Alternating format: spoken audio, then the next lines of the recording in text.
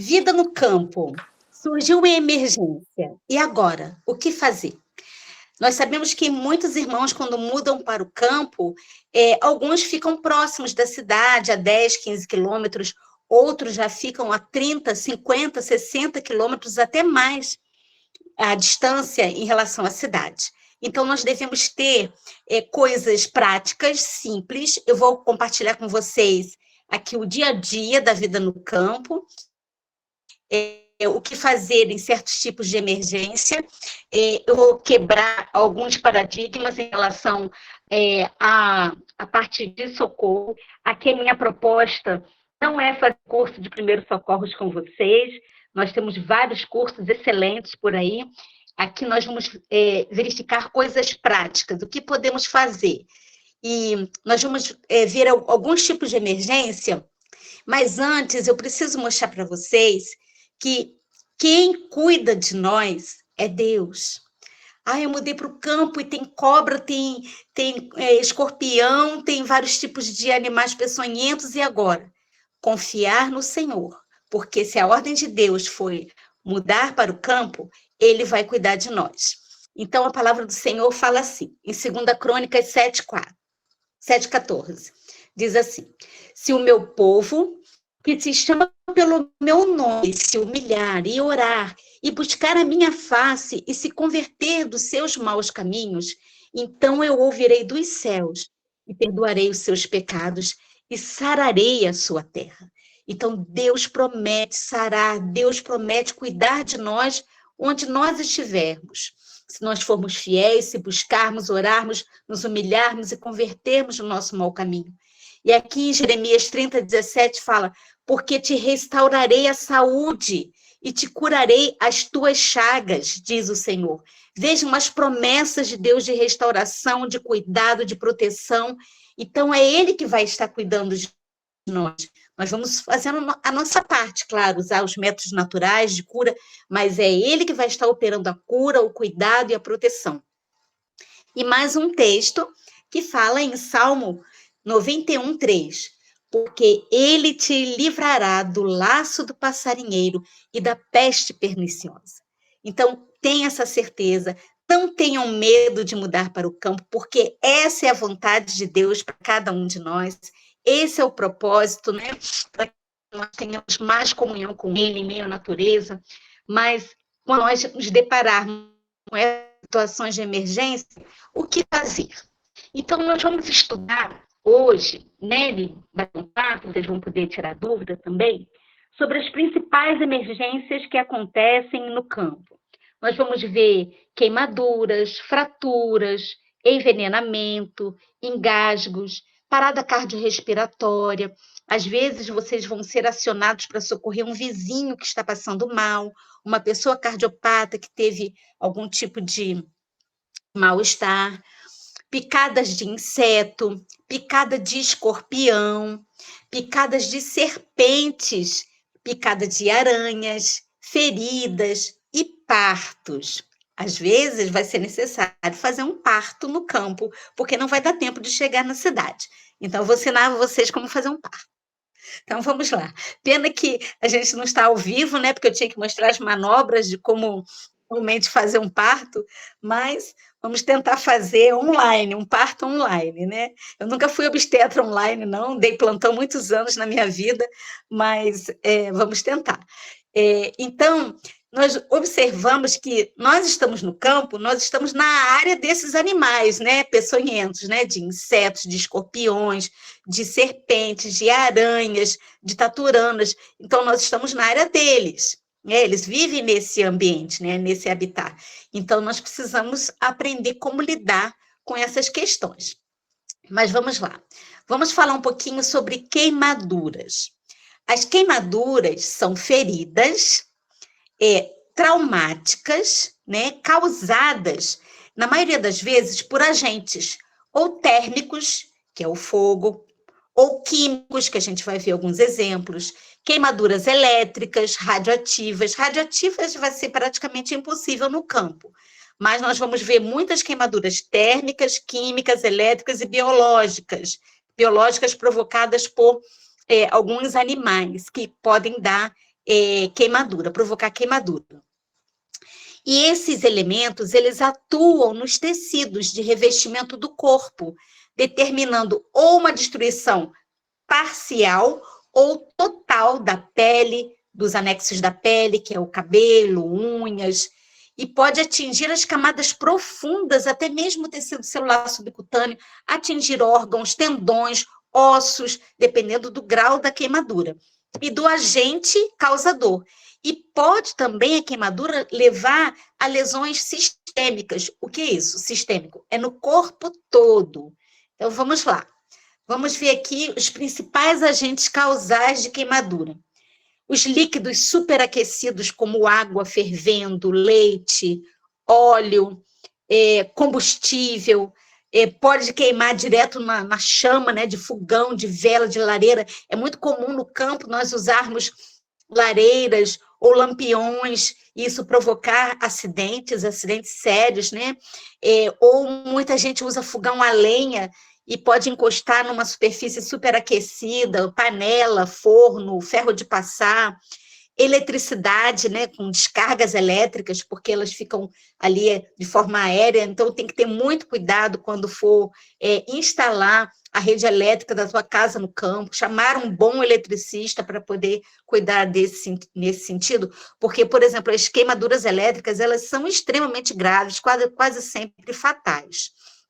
E eu dei plantão muitos anos em emergência, né, em pronto-socorro, tanto em maternidade como em plantões em emergência geral, e eu vi muitos casos de funcionários das redes de energia elétrica da cidade chegarem completamente carbonizados por descargas elétricas, e nós tentando fazer a ressuscitação cardiopulmonar, e o paciente eliminando fumaça pelas vias aéreas.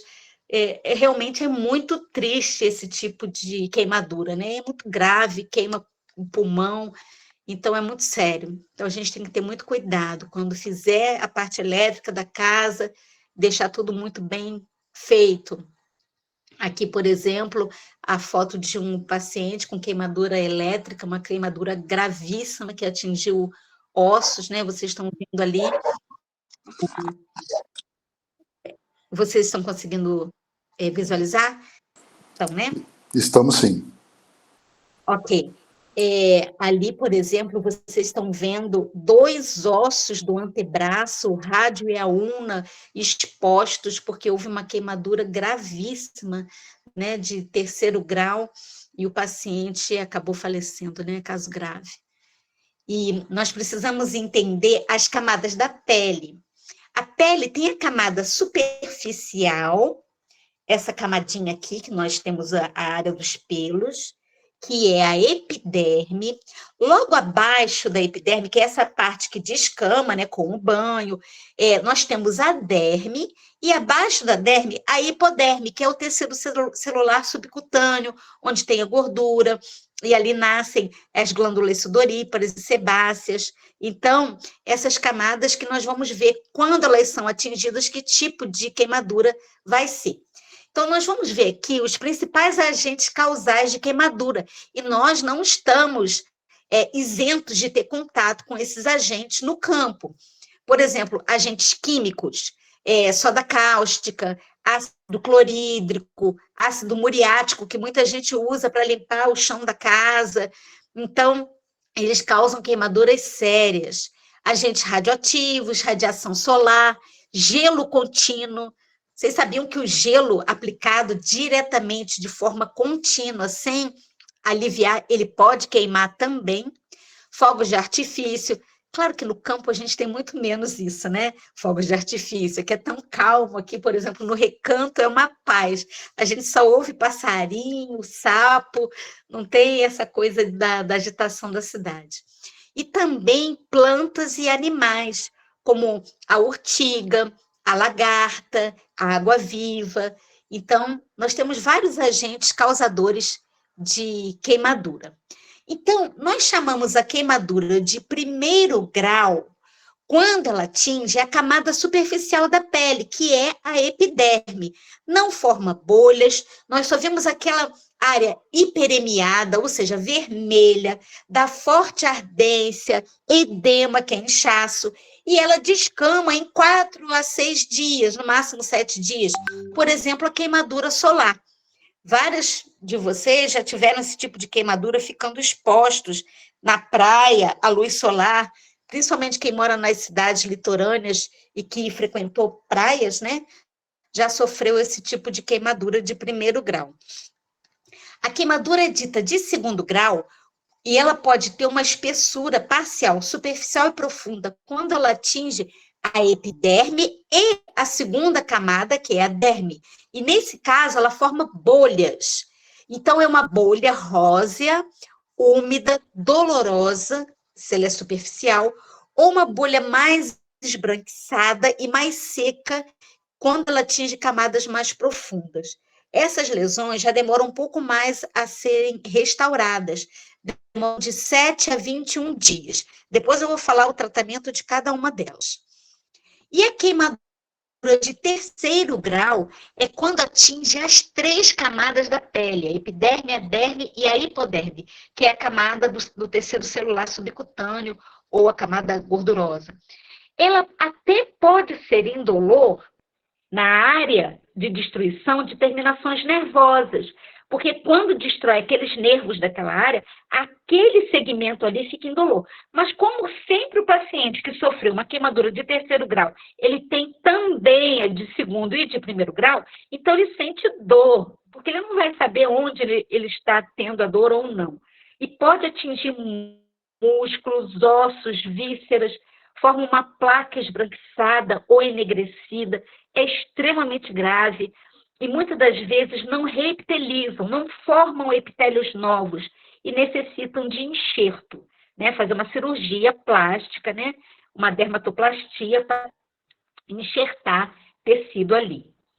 E a gente tem que ter muito cuidado, que nós encontramos muito aqui no campo, toda hora que na minha varanda aparece, são as queimaduras biológicas por lagartas ou taturanas. Vocês já viram, né? É aquela fase de larva de insetos da classe Lepidoptera, que são as borboletas e mariposas. Essas larvas, elas demoram 1 a 2 meses para se transformarem em borboletas ou mariposas. E tem aquele bichinho, né, que a gente vê caminhando assim, com cerdas, podem ser negras, amarelas, verdes, só que às vezes a gente pensa que esse elemento é inofensivo, a lonomia SP, mas não são inofensivas, porque além de provocar uma queimadura extremamente dolorosa da pele, ela pode dar lesões graves, tão graves a ponto de dar hemorragia gengival, hemorragia gastrointestinal, hemorragia ginecológica, levar à insuficiência renal e morte. Eu já soube de casos de pessoas que morreram quando tiveram contato com essas lagartas ou taturanas. Claro que uma é mais difícil de provocar graus mais sérios de lesões. Mas olha aqui nessa outra figura, um aglomerado de taturanas ou lagartas, de borboleta ou mariposa, todas juntas, uma pessoa inadvertidamente encosta o corpo ali e recebe uma queimadura múltipla, né? E elas tendem a se aglomerar assim. Então, muito cuidado com as áreas de árvores, de plantas. Cuidado também quando vocês forem tirar as roupas do varal, porque essas roupas elas podem conter não só essas taturanas, mas podem ter escorpiões, aranhas peçonhentas. Então, todas as vezes que colocar roupa no varal e tirar, né, a roupa já seca, tem que sacudir toalhas, mexer bastante para colocar no cesto, para depois levar para dentro de casa. Eu já levei aranhas peçonhentas para dentro de casa, quando eu morava em outra região do lado da Mata Atlântica, e olha, foi assim, um milagre Deus mostrar. Eu já fui, sofri uma queimadura por essa taturana na mão, a mão ficou completamente inchada, dolorosa, coloquei carvão, coloquei gelo e foi aliviando, mas dá medo, porque realmente é uma lesão que pode ser grave e não somente uma queimadura de pele. Vamos ver aqui. Qualquer queimadura que destrua mais que a camada superficial da pele ou envolva uma extensão maior que 1% do corpo, que equivale ao tamanho da palma de uma mão, você tem que ver que essa queimadura precisa ser avaliada por um médico, para ver se precisa fazer um desbridamento cirúrgico, que é uma limpeza, dentro de um centro de tratamento de queimados. Mas vocês têm que dar o primeiro atendimento ainda no campo. Agora, o que não fazer com queimaduras? Primeira coisa, não fazer. Isso é muito importante. Nós vamos falar o que fazer, mas também o que não pode fazer. Então, não apliquem manteiga, óleo de soja, pasta de dente, café, né, em pó. Então, assim, muitas coisas vão complicar, levar a risco de infecções secundárias. Então, nós temos que, primeiro, vamos lá, não romper as bolhas em caso de queimadura de segundo grau em casa. Deixar que elas vão se romper naturalmente. Claro que se você tiver em um ambiente hospitalar, essas bolhas serão rotas, mas com toda a asepsia, eles colocam os pacientes nos tanques de debridamento cirúrgico, nos centros de tratamento de queimado. É uma coisa horrível, né? Uma dor absurda, mas às vezes é necessário. Mas em casa, como tem risco de infecção, é melhor não romper. E muitos esquentam uma agulha no fogo e rompe. Não. Qualquer tipo de procedimento, por isso que depois, no final, eu vou falar com vocês, alguns kits que nós temos que ter em casa. Seringas descartáveis, agulha, vou mostrar para vocês o kit, porque às vezes é necessário fazer esse debridamento em casa, mas vamos lá.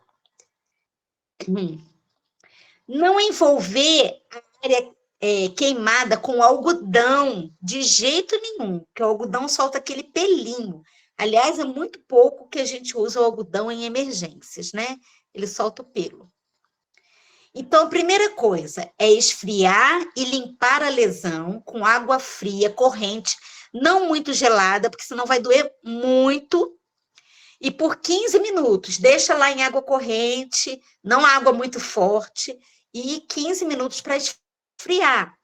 E depois lavar com sabonete neutro infantil. Olha, eu recomendo vocês sempre a ter sabonete de neném em casa, porque esses sabonetes neutros são bem fáceis de lidar, não arde, não leva ardência, nada de aplicar sabão de coco, sabão de lavar roupa, nada disso. E retirar, extinguir a fonte de calor, tirar aquela fonte de calor de perto de vocês. Segundo, pode fazer uma compressa fria com gás, né? Nunca com algodão, que vai resfriar a área, vai ajudar a aliviar a dor. E se a lesão for simples, você pode aplicar algumas coisas. Eu vou dar aqui exemplos para vocês. Claro que não é colocar tudo ao mesmo tempo, vocês não vão fazer uma salada do que eu vou mostrar aqui para vocês, mas eu vou dar algumas opções que vocês podem ter em casa. Então, por exemplo, a casca da banana, a banana, por exemplo, você tira a casca e aquela parte interna da banana, ela é rica em uma substância chamada leucocianidina. E essa substância ela tem propriedade que tira a dor, é anti-inflamatória, refrescante, então vai dar um alívio e não deixa formar cicatrizes. Olha só que interessante. Então, a casca da banana, aplicar o gel hidratante de babosa, a aloe vera, só aquela parte de dentro da babosa. Mas cuidado, tem pessoas que têm alergias à babosa, então não pode usar. Aplicar chá de camomila frio, a banana normal, madura. Quanto mais madura, melhor. Claro que não é aquela banana já enegrecida, não, tá? Tem que ser aquela banana que é amarelinha, que dê para colocar a parte interna em cima. A banana enegrecida, não. E chá de camomila frio. Nunca quente, tá? Nada se coloca quente em queimadura. Sempre coisas frias. Não gelo, mas coisas frias. Pode aplicar também suco de batata crua, fria. A batata doce seria melhor. Suco de caju. São opções que eu estou dando para vocês, que você... não tem banana em casa. Mas eu tenho a batata. Agora, carvão ativado é fantástico. Água de carvão. Aliás, o carvão tem que fazer parte do kit de vocês, no campo. Aliás, não só no campo, né? Quem mora na cidade tem que ter carvão, porque é um remédio maravilhoso indicado por Deus. Aí, um óleo que pode ser aplicado é o óleo de girassol medicinal, aquele que vende nas farmácias, ou o óleo de linhaça, na fase de cicatrização. Tem um poder tremendo de cicatrizar feridas, de cicatrizar queimaduras. É muito importante a gente ter também, sempre em casa, um vidro de óleo de linhaça extra virgem prensado a frio. Depois eu vou falar para vocês a respeito de feridas, como cicatriza, é incrível. Em 2 dias, uma ferida pode fechar rapidamente, fazendo um cataplasma de linhaça, óleo de linhaça extra virgem, prensado a frio, com cúrcuma, que é o açafrão. Na queimadura também podemos aplicar mel e cataplasma de alface. O alface também tem propriedades calmantes. Então, como eu disse para vocês, não é sair misturando, fazer uma salada de batata com mel, alface, não é assim. Aqui está avisando, Leslie, que a chamada vai terminar em 15 minutos. É isso mesmo? Sim, eu dispensei, vamos ver se mantém, né? Se não, Uhum. se Caso não mantiver, contrário, se não mantiver, ela é, provavelmente vai cair, a gente liga, aciona tudo novamente. isso, entram todos de novo no mesmo link, tá? É. Porque esse tem um tempo, né, determinado. Então, vamos lá. Então, isso foi queimadura. Vamos agora falar das fraturas.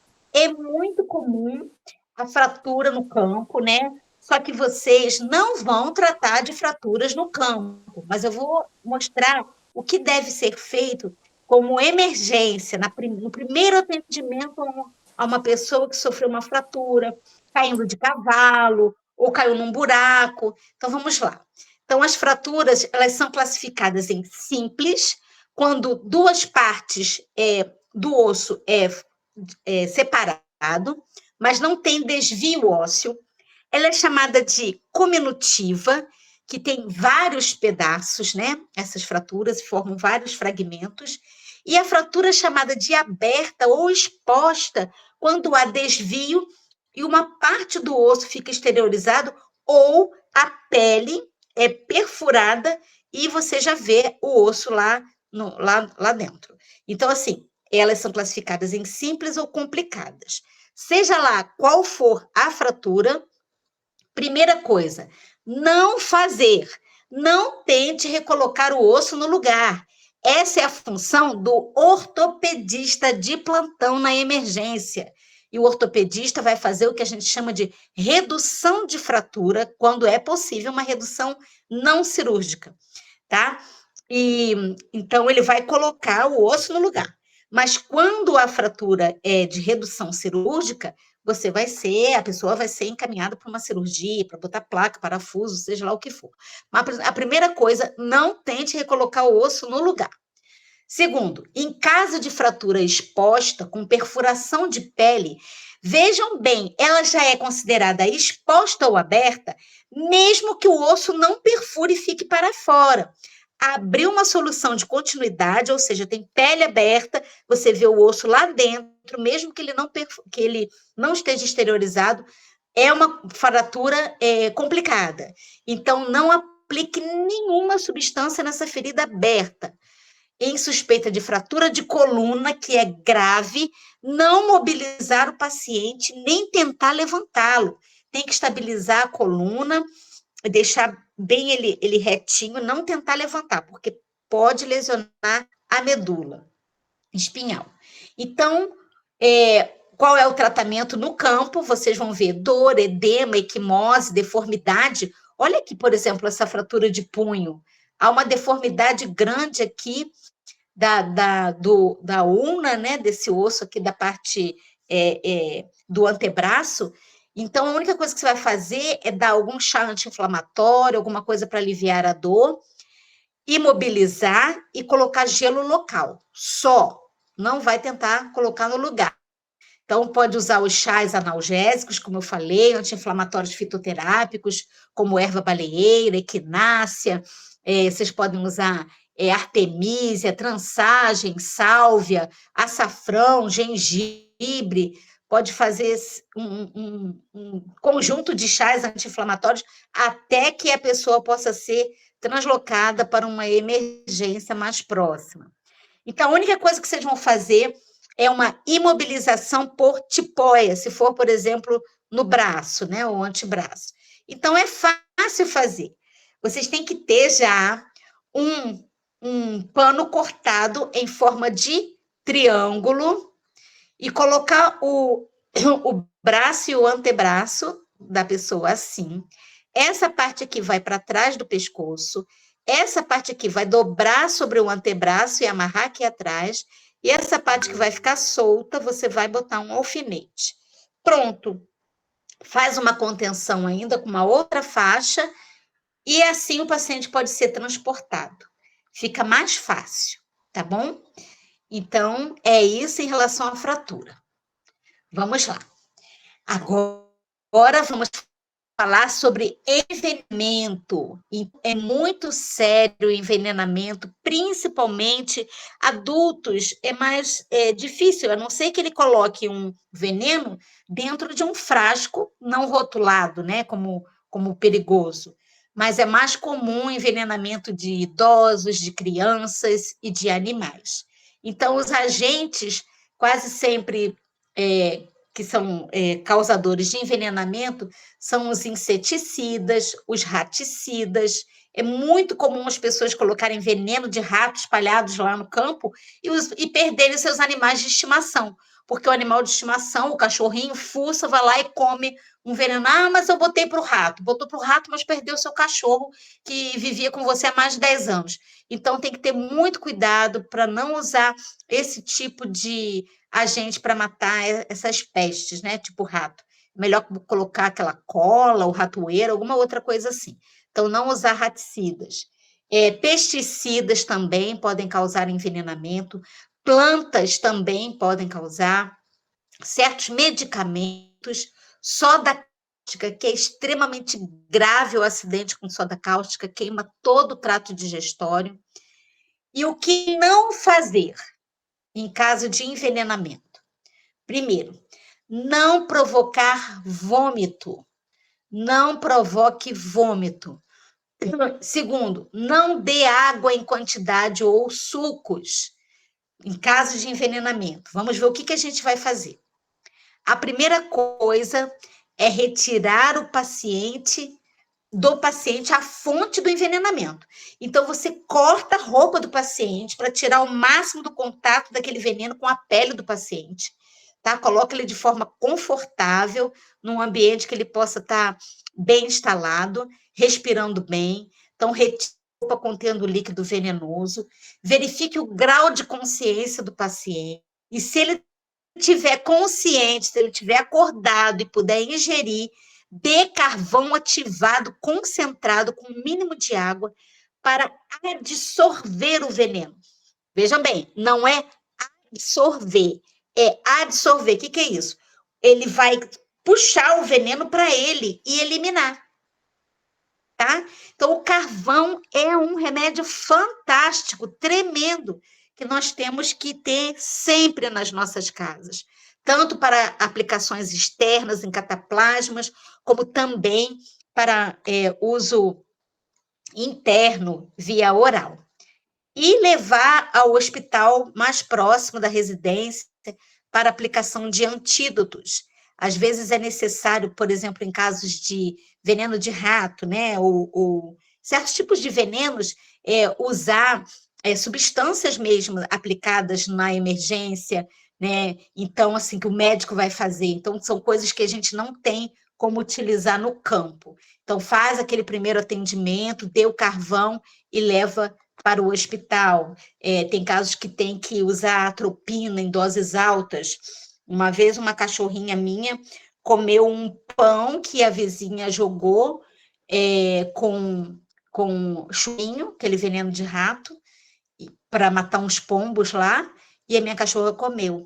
Então, ela foi gravíssima para o veterinário, isso era meia-noite, e o veterinário, e muita oração, né, claro, ele fez 12 ampolas de atropina, e a cachorrinha foi voltando, e voltou a viver. Então, assim, se eu não tivesse agido rápido, ela com certeza iria morrer. E outra coisa importante, manter os medicamentos e produtos de limpeza e substâncias venenosas fora do alcance de crianças e animais domésticos. Lembrando que criança é muito curiosa, né? Quer saber o que está dentro do frasco, bota tudo na boca, vai lá no armário de material de limpeza e mexe. Então, qualquer veneno tem que estar fora do alcance de crianças e animais domésticos. E outra coisa, identificar substâncias tóxicas com um rótulo, alertando o perigo, veneno. E não utilizar, por exemplo, frascos conhecidos, botar o veneno lá e não avisar.